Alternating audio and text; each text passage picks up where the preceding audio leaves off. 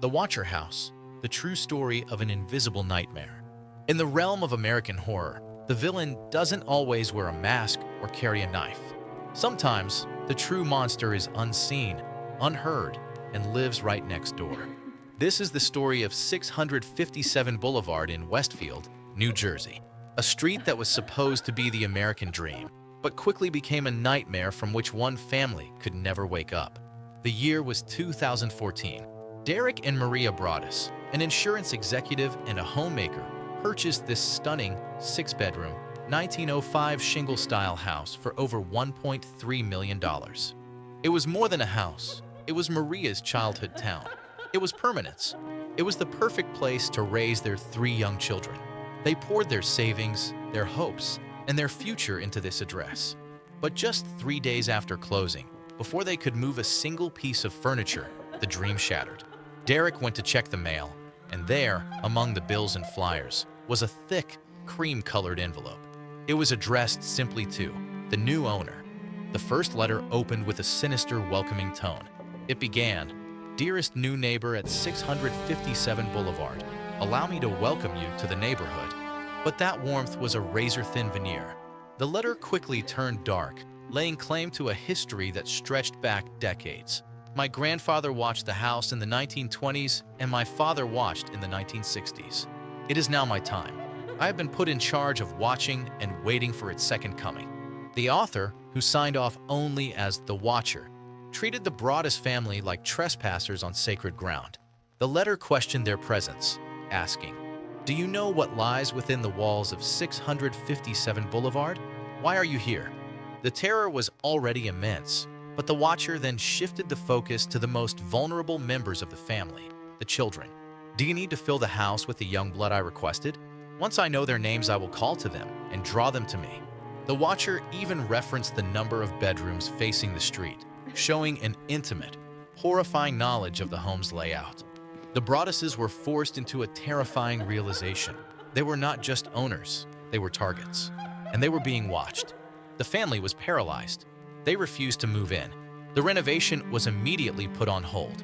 But this delay only angered the Watcher.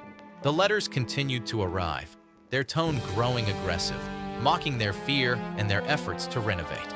"The workers have been busy, and I have watched you unloading your possessions. TSK, TSK, TSK, bad move. You don't want to make 657 Boulevard unhappy." The family immediately contacted the Westfield Police Department and eventually the FBI. The investigation focused on every conceivable possibility. Investigators collected DNA evidence from the envelopes and analyzed the handwriting, noting that the author used old-fashioned linguistic tics, like double spacing after periods, suggesting an older writer. But every lead went cold. Suspicion initially fell upon the neighbors, specifically a longtime resident whose eccentric family had lived next door for decades. His house had a direct, commanding view of 657 Boulevard. This theory seemed plausible, a neighbor obsessed with the house's history. But after extensive interviews and checks, this suspect, like all others, was cleared.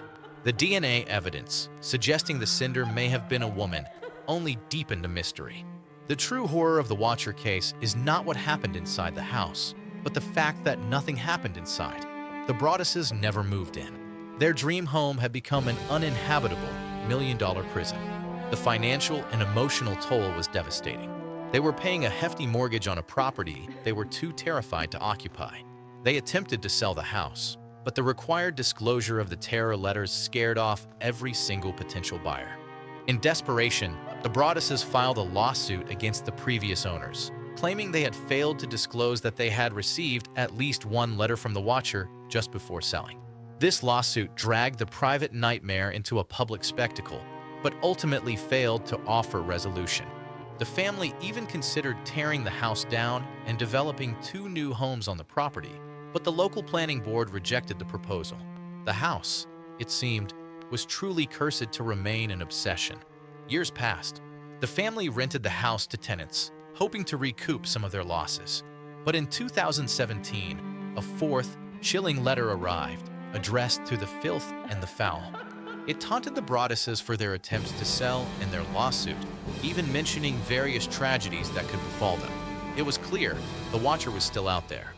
Finally, in 2019, after 5 years of torment, the Broaddus family sold the house at a significant loss. The identity of the Watcher remains completely unknown. The Watcher house continues to go viral because it shatters the illusion of safety. It proves that money cannot buy security, that the most beautiful home can be made uninhabitable not by a ghost or a masked killer, but by words written by an invisible hand. The house still stands at 657 Boulevard. And as you read this, somewhere in Westfield, New Jersey, there is a person, a neighbor, a friend, a co-worker who knows the truth. They are out there, living a normal life, while the terrifying, burning question persists: is the Watcher still watching?